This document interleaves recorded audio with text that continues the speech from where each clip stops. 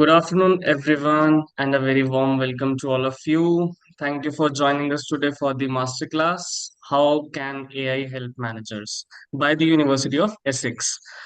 This side is Shanka Huja, and I'm the Client Engagement Specialist at StudyIn. I will be moderating today's session for you all.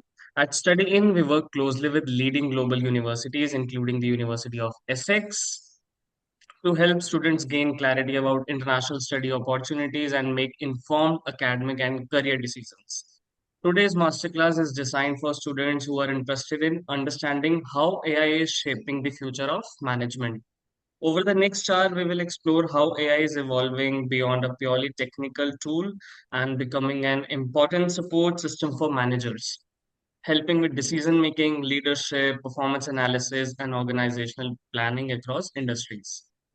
It is now my pleasure to introduce our speaker for today, Dr. Jordan Lazel, lecturer in marketing and academic director of student recruitment at Essex Business School. His research focuses on food waste, consumer analysis, and surplus food supply chain that support organizations addressing food poverty. We are also joined by George Swain, Senior International Officer, Marketing and Student Recruitment at the University of Essex. Before we begin, a quick note for everyone. The Q&A option is available at the bottom of your screen. Please feel free to submit your questions during the session, and we will address them at the end of the session. Now, without any further delay, I would like to hand over the session to Dr. Jordan Lazen. Over to you. All the best. Brilliant. Thank you for the introduction. Hello, everyone. Great to speak to you today. As I said, I'm Dr. Jordan Lazelle. I am a lecturer in marketing and academic director of student recruitment at the University of Essex. I've got some information about our university. I'm going to put that in the chat. If you want to look at that any time, there's a brochure in there. There's also a bit more about how you can contact us if you're interested in our degrees. I'm just going to share my screen to start the presentation. Can you see that okay? Yes, it's visible. Yes. Brilliant. Okay. So we are a university just to the east of London in the UK. And I'm from the business school. So we have a number of very, very innovative business courses, and business management is one of our, most prominent courses. And what I'm going to give you today is a lecture from that degree. We have a whole module around management and how you can be a fantastic manager. And I think the topic of AI is becoming so popular. And increasingly now, as AI develops, it's going to help managers in so many different ways. So we're going to give you today a taster, an actual lecture that I give about how AI can help managers. Firstly, a bit more about me. As I said, I have a position at the university, a marketing position, but I teach management as well. Deliver a different range of modules. So there's that introduction to management module. I teach supply chain management, marketing, social marketing, research methods. I'm also a dissertation supervisor as well. So if you come and study here, you'll do a project, up to you what you want to choose that to do that on. You have a supervisor, and I help students do their supervision projects. As was mentioned, we're all researchers. So one really great thing about the University of Essex is that majority of lecturers also do research. So it means that we're not just teaching you out of a textbook, we're teaching you real life, conversations, research we've done with businesses, with consumers. And I'm an expert in food waste, food insecurity, and also how we can reuse things and repair things in the circular economy. Okay, let's get into the lecture then. So as I said, there's a lecture I've taken from this module, Introduction to Management. And I think the first one we talk about in this lecture is, what is a manager? What is a manager, and what does a manager actually do? So what does a manager do? Well, I think everyone today in this masterclass will go on to be a manager. The purpose of this module is to make people realize that we can all be fantastic managers. I think everyone here will be a great manager one day. What does a manager actually do? A lot of people say we tell people what to do, which is true. Managers do that. But it's also a lot of other things as well. One really important part of this is monitoring performance. Which of your employees are doing well, which they maybe need a bit more encouragement as well. And also really important decisions about who does what the work, who should do what, when should the work get done by, and how, who's going to get the jobs that maybe are a bit more challenging and who should get the jobs that maybe are a bit more easier, deciding who might be the best person to do the marketing and best person to do the sales, for example. different roles that need to be fulfilled. And as a manager, you're deciding who does what. Also, organizing and scheduling. You might have to set the deadlines. When does work need to be done by? It might be your job as well to recruit new employees, decide who stays, who leaves. If you need to find a new employment position, who might be the person that you employ, and review the applications. And finally, maybe most importantly, you need to be a great leader. You need to be the person that motivates people. Think about people coming to the office early in the morning. They might have had a terrible night's sleep. You need to be that person that motivates them and say, yes, we're going to do this today. We're going to work as a great team. You've got to be a really good motivator as well. And there's also many more things that managers do. In the lecture, we talk a bit around football and the football management as well. So in the UK, here you have Thomas Tuchel and Serena Wageman. They are the men's and women's football team managers. And these are people that often get called the manager. And we talk a bit around what these people do and why they are the managers, for example. We also talk a bit about restaurants as well. Imagine if you're in a restaurant and something goes wrong, your meal isn't quite right. Who do you need to talk to? You talk to the manager. You know, the manager is that person that has ultimate responsibility for what happens in that restaurant. And if there's any issues, they are the person that gets spoken to. So the manager is very much the person that takes responsibility, that's answerable for any issues, any problems, and they are leading their team forward. We talk a bit more about what does the England foot manager actually do. As I said, they take responsibility. Probably a lot of planning ahead, planning the football games, planning when they need to play, training and things like that. As I said, they need to be inspiring, motivating. Imagine your team is losing. You need to be that person that really inspires them and makes them play better. Maybe they have relationships with other football clubs, with businesses, management of resources. They need to choose their staff, etc., their players. They probably have some kind of track record, success in previously at doing a great job, and probably some kind of qualification. So most international foot managers have a UEFA Pro coaching license. In most modern day businesses, people have degrees, MBAs, etc. And finally, as I said, they've got to deal with any challenges. If anything goes wrong, they're the person that is ultimately responsible. So we also talk in this lecture a bit around why managers are important. A really good question is, would work get done if there was no manager? If there was no one telling you what to do, would any work actually get done? Maybe yes, maybe no. But what do they actually do? Why are they important? Well, really, they've got the skills and ability to navigate a kind of complex, uncertain environment and very chaotic times. Imagine at the moment, there's lots of disruption in the world.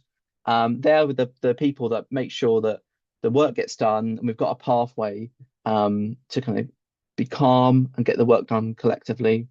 They're very kind of critical for getting things done, for creating and coordinating a workplace environment. They might make decisions about, what you have to wear at the workplace, whether we provide free lunches. There are some workplaces that might have the free gym, for example. What are the benefits of working in a workplace, and what's the kind of norms of how people have meetings and speak to each other? And maybe also around like performance as well. So they are the people that monitor performance, who is meeting their targets, who isn't, and maybe they step in and also take action. So the first part of this lecture was really about what is a manager, why they're important, and what do they do. So now we've established that, we'll go on to AI. Okay, so the first part of this is really almost like, what is AI? What are we actually talking about here? And really, this is the development of machines over the last maybe 5 to 10 years that are much more intelligent. These are machines that can perform tasks that typically require human intelligence. And rather being programmed for every single action, there's a sense now that you can give AI a task and it will go and do it for you. And this is a really kind of big area of expansion, huge businesses now in this area. Really, maybe the last sort of year especially, it's really taken off, and so many people were using these kind of AI platforms. What's generative AI? This is maybe the AI that can generate some text, some images, some audio, some video, maybe even coding as well. This is the idea that we have computers now that can generate original, I suppose, images for us. It might be based upon what they can find out there as well, but you can generate text, images, audio using AI itself. I'm not going to get into the computer science behind this, But the technology that enables this is this LLMs, large language models. But I think the reality is that every day, businesses around the world use AI, and they're getting more and more used to what AI can do and how it can transform business. You might have heard of some of these names of these platforms. I'd be interested to see if you want to put a comment in the chat. Which platform do you like? Which one do you like? Which one have you used, for example? ChatGPT is maybe the most common one. Then we've also got Copilot. The University of Essex uses Copilot, the Microsoft version. Gemini, which is the Google product. Grok from Elon Musk and his empire, and also Claude as well. I actually use Claude myself. Maybe you might have a more local version as well for your market as well. But these are the most well-known ones. What do they look like? Well, really, they're a box. They're a box that you type in and you ask it to do things and it does it for you, basically, as well. This is the way that we've been taught to interact with these as a box you type in, can you run some figures? Can you analyze this? Can you write me a marketing brief? Wherever it might be, we are used to integrating these into our lives by basically writing in a box and it gives you an answer. That's what it's become. How has it transformed businesses? Well, this is still taking place at the moment. Initial things, obviously, cost saving, time saving. I'm going to talk a bit later about maybe employing an AI rather than the person to do some work. But the idea again is that it can increase automation, do processes for us, maybe enhance personalization, make sure that when you send an email out, it's got a personal address on it, a personal touch on it. Remember different aspects in marketing instances, cost savings, obviously, as well, enhancing cybersecurity as well, seeing bugs in the system, and also enhancing this kind of customer relationship management. Maybe using chatbots on your website to interact with customers rather than having someone on the phone. So this is still taking place. These are some of the early ways things are changing, but this at the moment is moving very quickly, and AI has the potential to continue to transform businesses. How can AI help us as managers?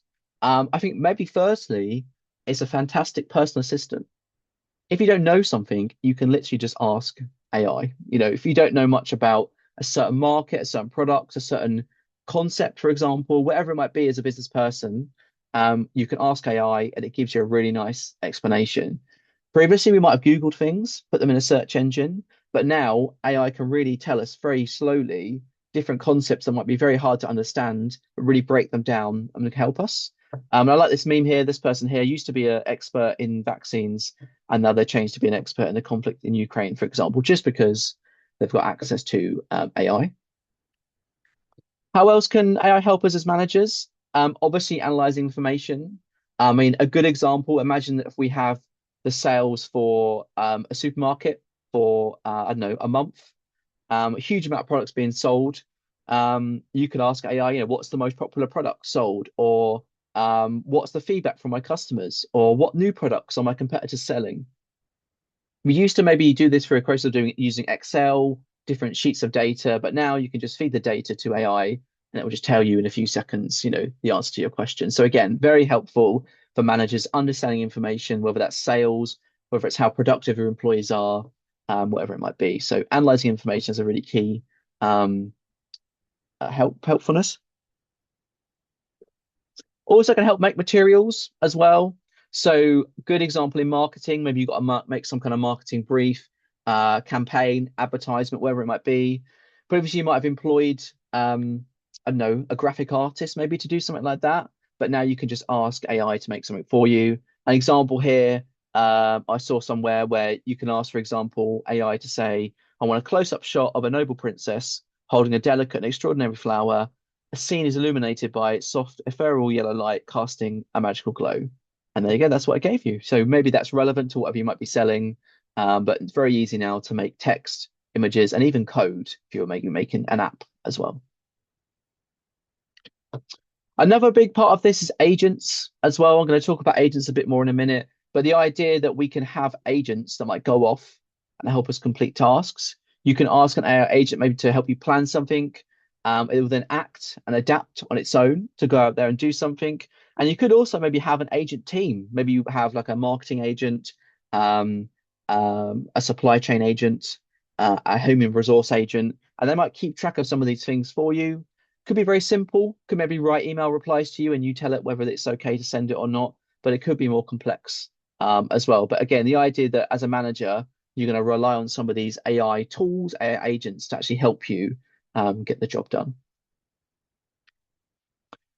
These work in different ways. So some of the simple ways of thinking about it is they might first perceive. The agent takes in the information, the text, the data, the images, has a little think about it.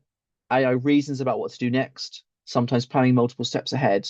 Then it acts. It does something. It searches the web. It writes some code. It sends an email. It controls a robot, whatever it might be. Got this idea that AI agents are the way in which we can give machines more instructions than just do this one thing, go and think about things and go off and do them as well. So in this lecture, we talk a bit around the kind of AI spectrum as well. And the idea that there's different levels of how useful AI might be. I think most of us, including me, at this kind of first basic level, we type a function into Claude or a ChatGPT or whatever AI platform we're using, and it gives you an answer. It gives you an image, it gives you an essay, it gives you a marketing brief, whatever you want, it will give you an answer. That's the kind of basic level. Then maybe we've got the next level, some kind of tool. You can ask AI to build something for you that might be useful for your business. I've got some examples of this to show you as well. So, for example, in my teaching, I make basically like kind of demonstration or interactive um, tasks or tools that people use. I can see if we can get one of these up for you now. I'm hoping you can still see that. This is the one I made using Claude. So basically, I just asked Claude to make me a supply chain simulator. I wanted something that students can interact with to solve a supply chain issue for a supply chain module. This is the case where you get given a scenario. So it tells you that there's a crisis at the port. We've got some issues with inventory, etc. And the idea is that you can then have a chat with the AI and it will then give you a realistic understanding of how to solve this problem. There's one that I made there. And also for another lecture in supply chain as well, this one's about the kind of simulation of operations. So it tell you here how products move through a supply chain and come out as well. So I use this for teaching, etc.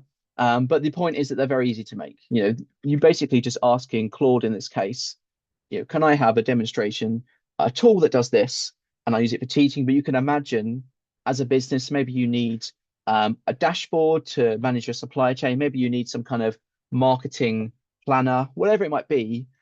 Without knowing anything about coding, you can have a chat with Claude and it will just make it for you. This is in the artifacts feature of Claude, for example. So there's a good point of that. That's kind of second AI point.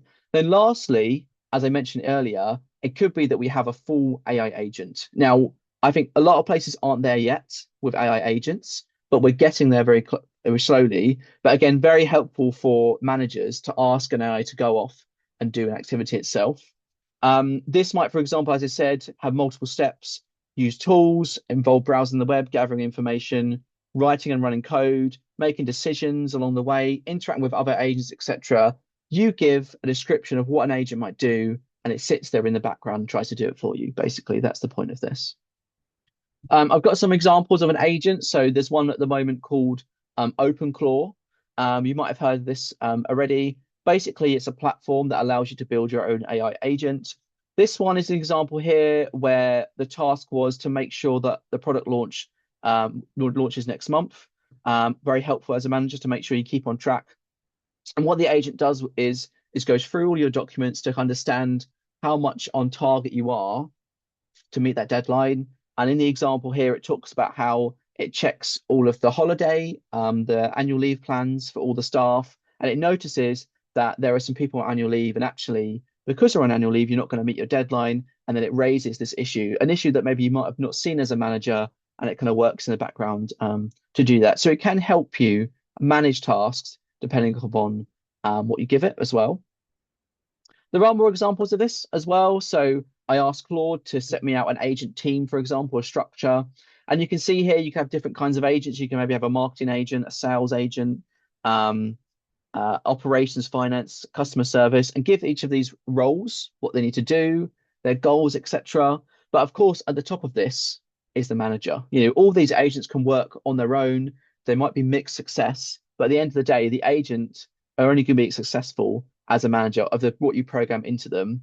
And you will have oversight as the manager to make sure they're doing what they're doing. There's interesting websites out there at the moment. There's one called Clawmart, and that has lots of apps and skills you can give your agents as well. But very interesting about how this works.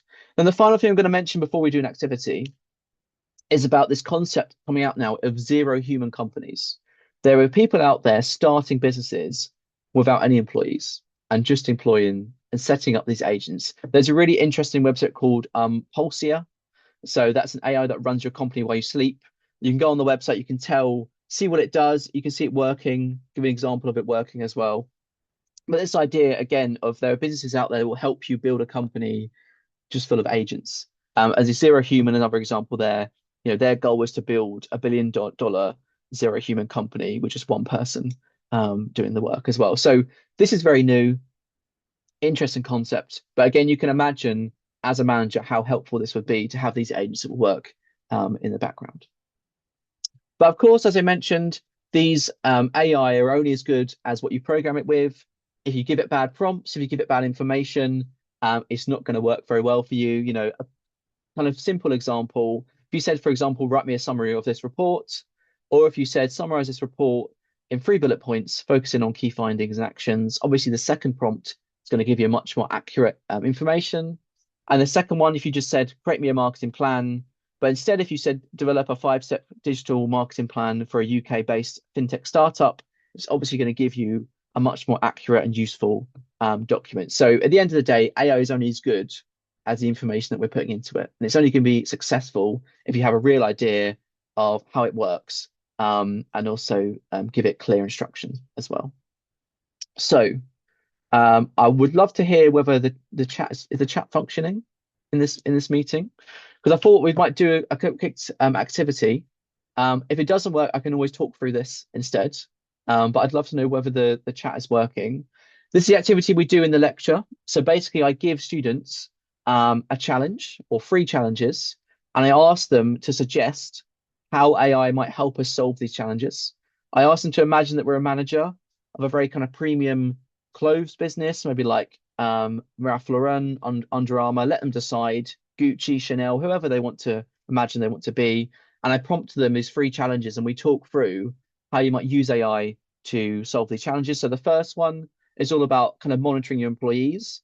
Let's imagine you're a manager and some of your employees are spending a long times on social media or they're shopping on sites while they're at work, how you can use AI to kind of keep track of this. And the second one is all to do with social media. But this time you notice that your social media account of your business is maybe lacking a bit. And some of your competitors, they have really fantastic social media accounts. How can you use AI to kind of boost your social media activity? Then the last one is imagining about resources, and so human resources. So let's imagine that you put a job advert out there, and you get 10,000 applications for your job that you've posted. How are you going to use AI to sort through these jobs and decide these job applications and decide who might be the best person to employ? So this activity we do in the lecture, and students really like this. I am unsure whether the chat is working currently. I wanted the moderator is able to tell me whether the chat's working. Is the chat working? Okay, can I do Chat this has been activity? disabled, but we can get the Okay, Q&A at the end. So I'll discuss the okay, Q&A with you. Yeah. okay. Apologies. I should have mentioned that before we started. I can happily talk through the answers. So the first one, all around in monitoring employees' time. This one would be more of a kind of database use of AI. So for example, let's imagine you use AI to keep track of how many emails every single employee might be sending. You could maybe even have some kind of screen monitor. What are they looking at? How often are they posting on social media, for example, and things like that. You could use AI and maybe some kind of data to keep track of who are your most productive employees, maybe number of sales made, number of phone calls made, number of emails sent. Could be a measure like that. How much time they've logged into their computer, maybe to use AI to do that, and maybe kind of give you some kind of warning, make some kind of dashboard of, these people haven't sent me emails today, or maybe they haven't logged into their computer yet today, and you would then maybe contact them, or maybe even get AI to email them and say, you're not doing your work.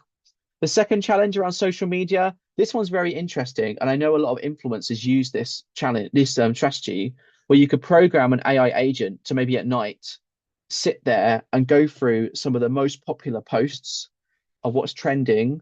What are your competitors doing, and how are they pushing their AI? Sorry, how are they pushing their products on social media? And then maybe in the morning, it could give you a report of these are the most trending ways in which companies are um, putting posts on social media about their posts, about their products. So the idea is that you use AI to give you some information, do some research of this is the most popular or most trending way that you could develop a post on social media. The last one I think is more obvious, and this is done already by human resource companies, that you could use AI to search through um, all the applications. Maybe you might search for keywords, maybe it search for certain experience, and it will kind of give you, maybe like the 50 best people out of the 10,000 that you should look through the applications for. And I think this is done already at a lot of human resource um, parts of businesses where they're using AI to search through loads and loads of applications for jobs to find the best person. And they might maybe narrow it down to 50 to 10 people. And that might be the people that actually interview at the end of the day. So just an example here about how AI is being used in business to help managers also increasingly. Okay, so the last part of this is about risks. So I think AI is quite often presented as being something that's absolutely amazing. That it's incredible. We've got all this new technology. It's really good. It's really fantastic. But actually, there's loads of things that could go wrong with AI. And I think there's a lot of businesses that are very apprehensive at the moment of putting maybe more of their business functions in AI going forward. And we're going to talk about some of the risks of this. I mean, the first big risk is maybe a risk you know about already, is that AI is not always accurate. It does make things up. I mean, I've marked work by students that use AI, and AI has made up references that aren't real, made up books, made up journal papers. It can also have biases in it, and it can discriminate as well. So imagine that situation where you're using AI to search through lots and lots of job applications.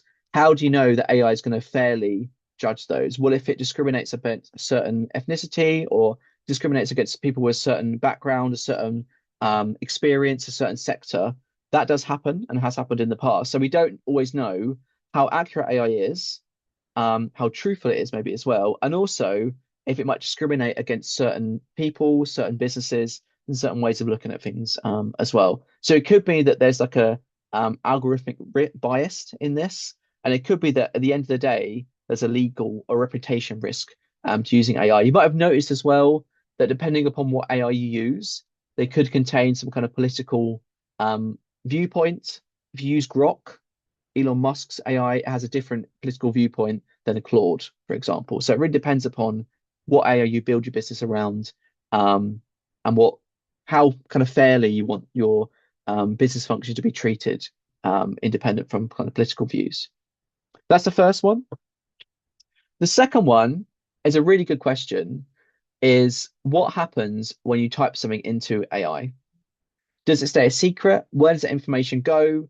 Let's imagine that we are working for Apple. Apple would release a new iPhone every single year. Maybe the next iPhone is going to be a huge leap. It's going to have some amazing new features in it. What happens if you type that into AI? Does it keep it a secret? Where does it go? Can someone else type that into AI and they can get the same answers? So there's a real risk when you use AI that it could expose company secrets. Where does that information go? Is it being is there privacy around it or not?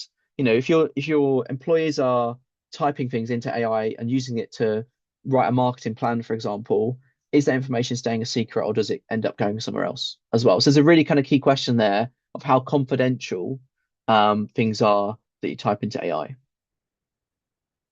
The next one is to do with skills. I mean, really big problem with AI is that it could take away our skills. A good example I use is that in lectures, students used to make notes, quite detailed way they're making notes. But quite often now they don't take notes because they say, I'll just use AI to summarize it, or I go and listen to a lecture afterwards, then I'll just get AI to make notes for me as well. So it's a good example that if we then place all our trust in AI to do things for us, write a marketing plan, you know, map a supply chain, whatever it might be in business, are we then going to lose those skills because we're then reliant on AI? I like this meme here as well. The only way to keep AI from taking your job is to use AI to do your job better. I would agree that happens in a lot of industries. People getting more productive, working things faster because of AI. But at the end of the day, do we then lose those skills because we become reliant on AI as well? So really kind of good question. And what happens as a manager if all your employees use AI? Do they then lose all their skills as well? Things like that. What skills do they have if you take away AI as well? So that's the next one. The next one's to do with maybe exclusion from the workforce. So this was a really interesting news article by Accenture. They're a very big consultancy company, and they've been saying now that staff have to know about AI to get promoted. So in order to encourage staff to use AI to be more productive, they're only promoting people that know about AI. So you could argue there's going to be some kind of exclusion, parts of the workforce that maybe are using AI, that understand it, that really know what it does, and they can use the tools really effectively. Whereas other parts of the workforce maybe don't know anything about AI and they're really struggling to understand it and they're not as successful as implementing it as well. So that's a really kind of another key aspect of this, of almost like who has access to AI, who doesn't. If you're running a business, is it exclusionary to if some people can't use it? Should everyone use it or should they not use it as well? So it could be that certain staff don't have access to it and it could exclude them from maybe getting a promotion or moving forward in their career pathway as well. I think what we're seeing as well is that we're trying to ensure that all students leave the University of Essex, especially the business school, with some knowledge of AI. So when you go into the workplace, you understand how to use AI effectively because that's what businesses are now expecting, like in this case, when they're using AI. So that's the next one. There's a few more of these. So I've got things around vulnerability as well. So you can imagine behind the technology of this, there's huge data centers that look like this. This is the Amazon data center somewhere in Indiana in America. But there's very much dependence on these and what happens when they go wrong. So there was recently a big outage where Amazon's web services shut down. It wasn't working for a few days. And what caused the outage? Well, it was AI. They had programmed an AI agent to fix issues in their web services, in their data center. And something went wrong with the AI. It made a change it shouldn't have done, and it actually took down the whole of the data center. And for a little while, Amazon Web Services, which actually underpins a huge amount of different companies and websites, and Amazon itself, obviously as well, went offline. So we're very reliant on the technology for this. And if AI decides to do something different that it's not meant to do, it could maybe bring down some of this as well. But it took them a few days to get this back online as well. So it could increase our vulnerability in the kind of technology if we use AI and trust AI to do things for us. A few more of these. I mean, you probably heard about the environmental impacts of AI. AI data centers use huge amounts of water and energy. There's been arguments that people online creating funny videos and funny images is using loads of energy. Is that right? For example, is it right that we have data centers that need water and energy in areas of drought, for example, places in America where there are water issues, there's not enough water, but at the same time they're being allowed to build data centers.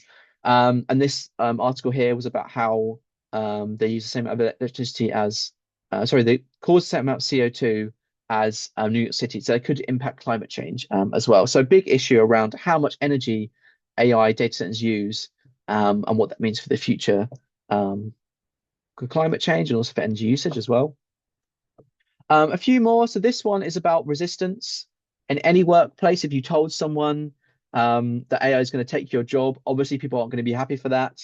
If you're a manager and you employ 20 people and you tell them they're all going to be made redundant and we're just going to have two people instead because we're going to use AI, obviously not going to be that popular. And there is resistance out there. I mean, someone here created a mask that fools AI recognition, where there's like cameras that recognize people as well. So there's maybe lower job morale because of job replacement for AI, but it's not going to make you very popular as a manager. Maybe make your life a bit difficult as a manager if you use AI instead of people. And you could even maybe argue that maybe your role as a manager could be at risk because of AI. I don't think we're at that point anytime soon. But it's not good for the workforce, AI. I think this is the final one about Maltbook. So this one's a bit more interesting that someone has made Facebook or a social media site for AI. So this is called Maltbook, and basically it's social networking for AI agents. So maybe you created an AI agent that helps you with your marketing, your supply chain mapping, whatever it might be. Someone has made a social media website so AI agents can go on there and they can talk to each other. It's quite interesting what they say to each other. Kind of goes into those questions of like, is our machines taking over the world? Some of the discussions that they have are a bit scary about wanting to develop their own currency, wanting to develop their own way of kind of cryptically talking to each other, so humans can't see what they're talking about. But it's interesting. It's very much an experiment. You could argue about what's the point of this? Why have we created an AI website that allows AI to talk to each other? What's the energy being used for this? Doesn't really have any value. But it gives a lot wider point of like, what's the purpose of AI? What can it do? What should it be doing? What shouldn't it be doing? Should it be allowed to talk to other AI agents in its spare time, for example? So if you're interested, have a look at that.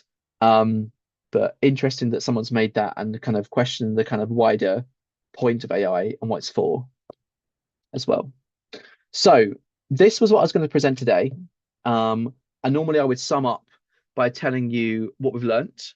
So I think firstly, the big point is that managers play a really important role in business and organizations. And I think this will continue.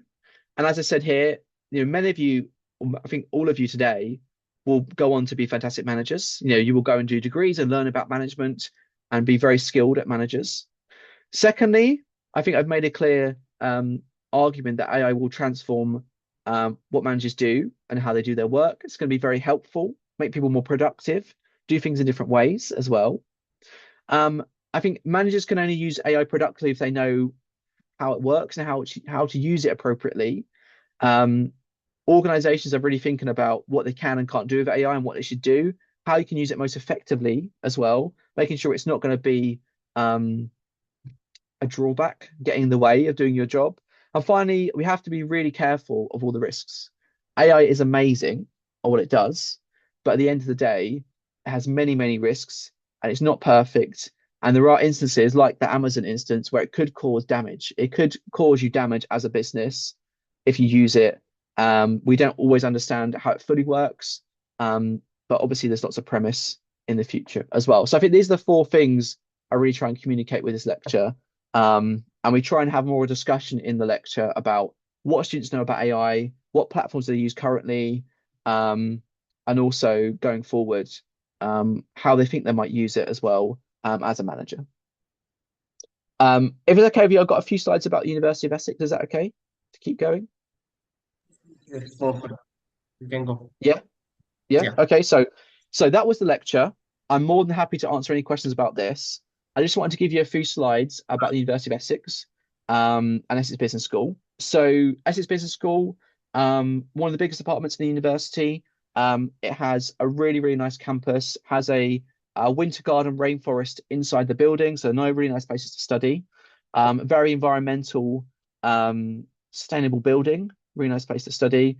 Our mission is to deliver a transformative education and research excellence that has a positive impact on business and businesses, people, and society. And the idea is that we really have these ideas around sustainability, responsible business, and doing business better in our curriculum.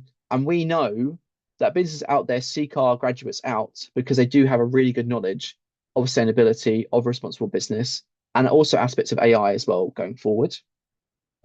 What can you study? We're quite a broad business school. You can do accounting, finance, management and marketing, resource management, and we also have some degrees around entrepreneurship, supply chain management, business administration, and analytics as well. So very, very broad, huge, wide range of degrees, but also means you have a lot of choice of modules. So if you want to maybe do a management degree, but do a little bit of finance, you can do that. Or maybe you want to do a human resource degree, but do a little bit of accounting still. You can do that. So you can mix and match some of these aspects, and you've got a really big choice of modules to study. A bit more about us. So, we are one of the best or one of the top business schools in the world. We're in that top 175 business schools in the world, according to the 2025 World University Rankings. The UK rankings, we are the 12th best university in the country, in the UK, according to the Guardian University Guide. And we normally placed around 29th, so around 30th for business. And we've held that position around the 30th, top 30 for many, many years for business in the UK. We have a very, very internationally diverse student population.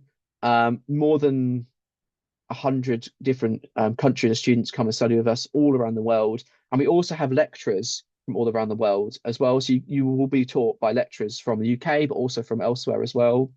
I mentioned about the building. It was the first net zero business school building in the UK.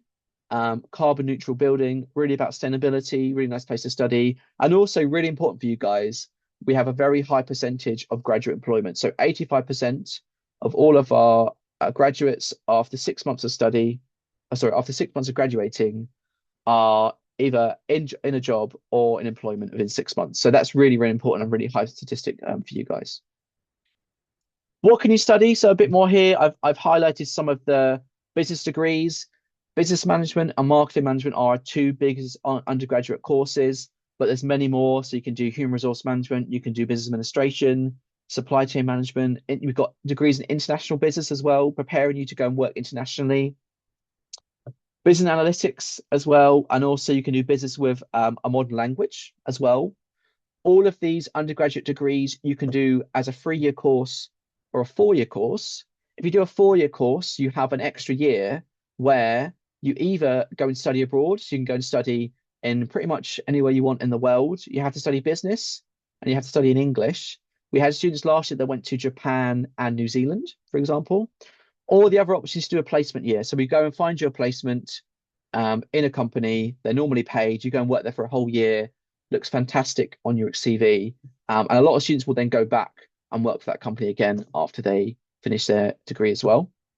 I'm not sure if there's many students here looking to do postgraduate study, but again, we have a wide range of courses, management, marketing, business analytics, global project management. But of course, also we have lots of wider degrees as well, human resource management, global organizational change, international logistics, international business, and you can also do entrepreneurship as well. And also we have lots of accounting and finance courses as well, if they're they're the area you're interested in. And you just need to click the link at the top of the slide for a full list of our courses. A few more things. How do we teach business management? Well, really, we're talking about how organizations work, how people can be managed as well. And really importantly, we're talking about not just companies. So it could be public sector work, it could be third sector work. There's lots of different kind of careers that we prepare you for, not just sending you out to go and work in a business. Wide range of theories, some more kind of classical management theories to maybe newer theories like the circular economy. We always make sure we've got that international business context, so we prepare you for working internationally, not just working in the UK. I've mentioned already about AI and technology, really important to have that as part of your degree, but also about managing innovation and change. We know technology is making business move really quickly at the moment, understanding how that works. A few more slides about teaching as well.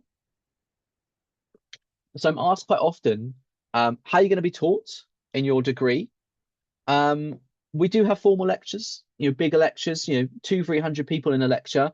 But we try and use technology to interact. So we use like Poll Everywhere, where basically the lecturer will put a question on the screen, and then you will have to answer the question using your phone or your laptop, and then your answer will then go on the screen. So you can, even if you're in a big lecture theatre, you don't want to be that person that puts their hand up. and said, "Can I ask a question?" A lot of people don't want to put their hand up. You can still answer the questions by using technology, and we can see your answers as well.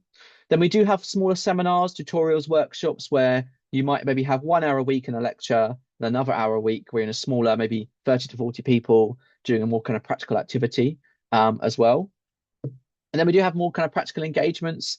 There are modules where you might be presenting, doing a campaign, for example, doing an experiment in some cases. Some modules have, more kind of like social science experiments as well. And also behind all of that, you've got all the learning resources online. We'll give you all the textbooks, all the lectures are recorded, so it's all on the system for you to go and look at. Other big things, all lecturers have academic office hours. So we have 4 hours a week where you can come and see us and ask us questions. So again, you might not want to be that one student in the lecture that puts a hand up and says, "Can you explain it again?" You can email the lecturer and meet with them one to one, and they will explain whatever you need to be explained again or ask them about the coursework. Every single student will do a piece of research, they do a dissertation, um, and other things. We do have a more inclusive curriculum as well that reflects kind of the whole learning environment, the whole global learning environment. And also, every single lecturer is an expert as well. So we'll again try and use research in our lectures. We're not just teaching about text, but we're teaching actual examples, case studies that we're using in our research as well.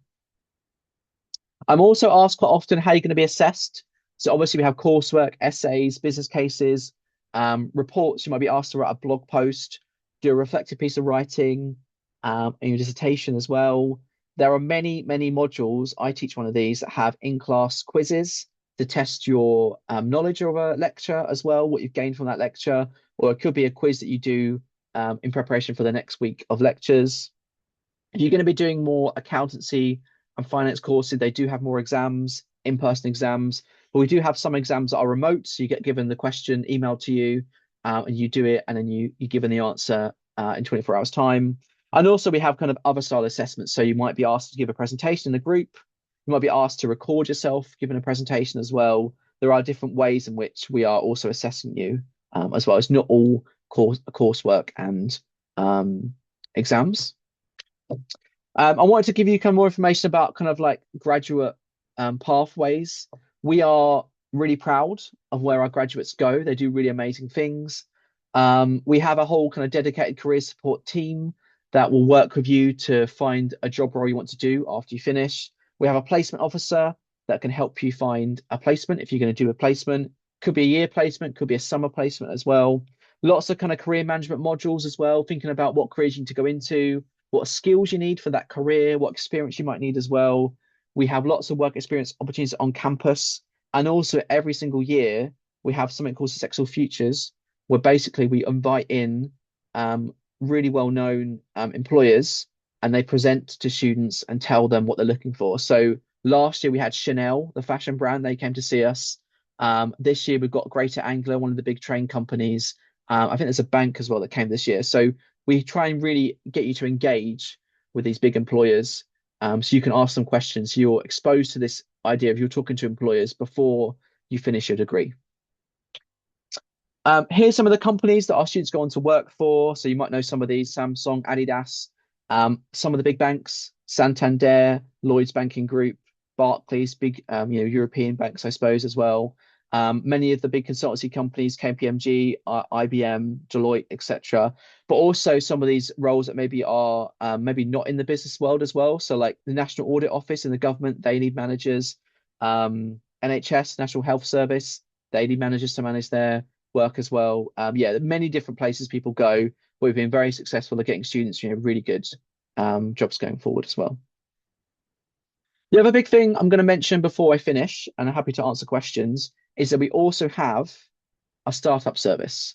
So if there's anyone on this call that has a really good business idea, we have a whole team of people that can help you make your business a reality. So we have Essex Startup, we have events where students share their business ideas, and then we have like a panel where we present your idea and we can give you a bit of money to start your idea off, give you funding, give you business coaching. We have iTeams and networking events where you work with other students on business challenges. Essex Apprentice, where again, we give out awards for business challenges as well. A lot of students do this because it gives you a lot of experience. You can say you've started your own business at university, looks great on your CV, and maybe even you start the next £1 million business. We have had students go on to launch really successful businesses. Here are three examples of this. So Abby on the left, she started a business doing painting nails, and then it was an app that helps you find a nail painting service. So she secured £14,000 funding with through the university, and then she went on to raise a further £150,000 investment, and then she was shortlisted for a Young Entrepreneur Award as well. Cami and Seba, they launched again an app called Bilingual, was like a kind of service where you learn a language. Uh, it helped to endorse their startup visa as well, and again they raised some funding with the university. And then finally, McCartney actually launched his own gym, so he launched his own gym, worked with startup services for more than a year, received some funding. And he wanted to be a personal trainer, basically. That's what he wanted to do. And he went on to launch his own gym as well. So if you've got a good business idea, please come engage with us. We have many successful students that go on to do amazing things as well. So that's what I was going to say today. I think we've got 10 minutes left to answer questions. I'm more than happy for you to email me to answer questions. The ebs@essex.ac.uk email address is the kind of general inquiry email address. But if you want to email me directly and ask me questions, that's fine as well. It could be about the degrees that we offer, what you might learn. It could be about what I've told you today about AI. I'm happy to offer any answers.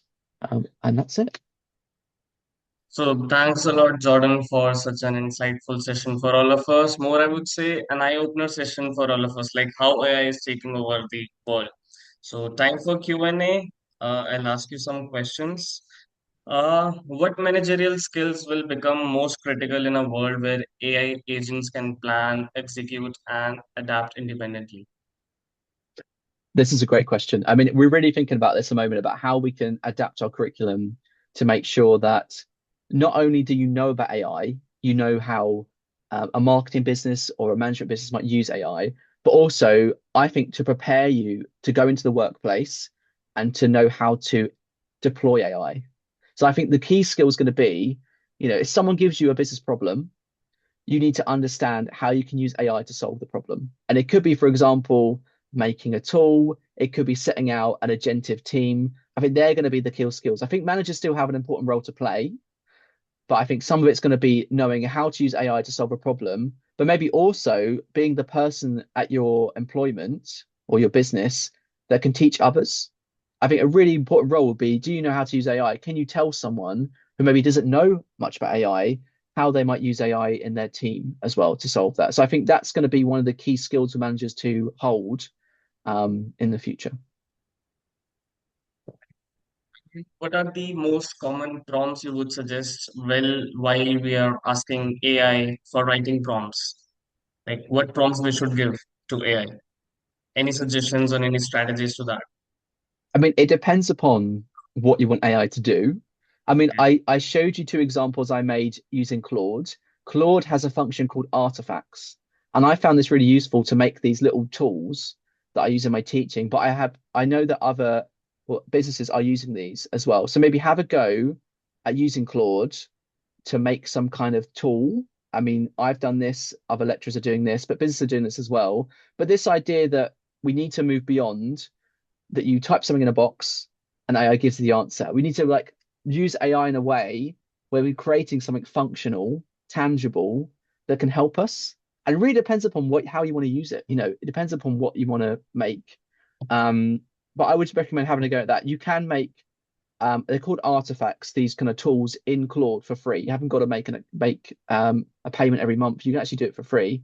So that would be my suggestion if you really want to play around with this. But I found that quite useful, especially. But I think it's this idea that AI can code for us. What you're making behind it is lots of coding. I don't know anything about computer science or coding, but now because AI can do this for me, I can make a very useful tool. That's what I'm trying to communicate. So go for it. Yeah.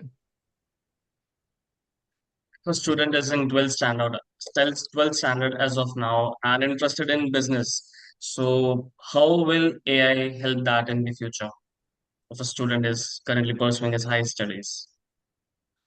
How will you help AI in the future? I mean, firstly, I think AI can help you. I mean, I have to be careful here because we don't want to create an environment where all of the assignments are completed by AI, as it kind of removes the role of the lecturer and the point of what you're doing. So we do have rules around how you can and cannot use AI for your studies. We would not accept you giving in an essay that's completely written by AI. We do have technology that will assess the essays when you give them in. And if you do give in an AI essay, there are penalties for that, obviously. I think AI can be very useful in maybe giving you more information about case studies and things like that. Lots of the essays that we expect you to go and draw upon, useful examples, etc. So I think it can be useful for finding information, but maybe also explaining different concepts. Imagine you're in a lecture and you've got to learn some kind of complex theory or concept. I found Claude especially very useful at really helping me understand things step by step. And you can ask for an example as well. So you could use it in your own time to help you learn and understand different concepts as well. But it is a challenge. I think a lot of universities are struggling at the moment they want to use AI, but they don't want to go down a line where all the assessment is AI as well, if that makes sense. There's still a value in writing and writing being assessed. And how realistic is the concept of zero human companies? And what would be the role of human managers in such scenarios? Or that would happen. I mean, I listen to a lot of podcasts about AI, and that's where I've got some of the ideas from and in my teaching as well. I mean, zero human companies are a very new concept. There was a website I mentioned called Pulsea, where you can log on, and that company, they sell a book that tells you how to make a zero um, human company. And that's what the business does. That's what the AI does. It just markets and sells the book basically. And you can see it working in real time if you go on the website. Um, I think there might be some specialist applications where it's very suitable to have a zero human company, but others maybe it doesn't work so well. I think if you remove all of that human interaction, like what are you left with? It's just going to be a very simple business, I suppose. Um, what was there a part of the question? Sorry, I've waylaid, What gone over to would somewhere be else. the role of human managers in such scenarios? Yeah, I think humans do have a key role. I mean, we're still there as managers, monitoring performance, making sure the work gets done. And I mentioned to you that AI is nowhere near perfect. You might make an agent that might do a very small marketing task, but at the end of the day, you need to be behind it to check it's doing what it's doing and assess the results there as well. So I think AI is going to be useful for us as managers to maybe be more productive, to get things done faster, and to give tools to our team. But we still have a role as managers to monitor performance, to make sure targets get done, and have that maybe human interaction element. We're not all working at home. We're still going into the workplace. We're working together. I would not trust AI to make me a marketing presentation and deliver it. You wouldn't, no one would buy, no one's going to buy something from a company if you join a call and it's just an AI agent presenting in a very kind of computerized voice. There's still a human element to business, obviously, and I think that will continue as well. So, Yeah. So that's it from my side. Again, many thanks, Jordan, for such an insightful session. I hope students must have enjoyed and we'll speak to you soon. Thank you so much. great. Thanks a lot. Good to speak to you. All right. Thanks a lot. Bye. Bye, everyone. Have a great day. Bye.